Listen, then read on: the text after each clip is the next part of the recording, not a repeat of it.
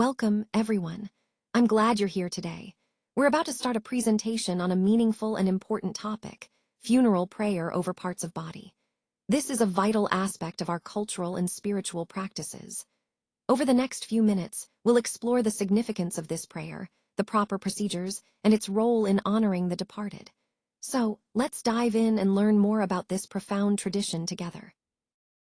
On this slide, we see some important perspectives on performing funeral rites over parts of the body. Different Islamic schools have their views on what is required when dealing with deceased individuals. Maliki and Hanafi scholars say that if most of the body remains, you should wash, shroud, and pray over it. However, if only small parts are left, then there's no need for washing or praying. This highlights a practical approach based on the amount of the body that remains.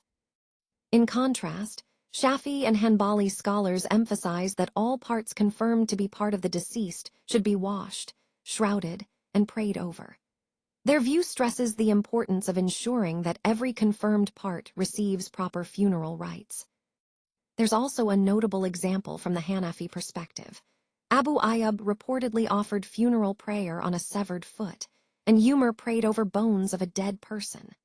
These examples show that in some cases, even parts of the body can be given funeral rites, especially when the body is severely damaged or incomplete.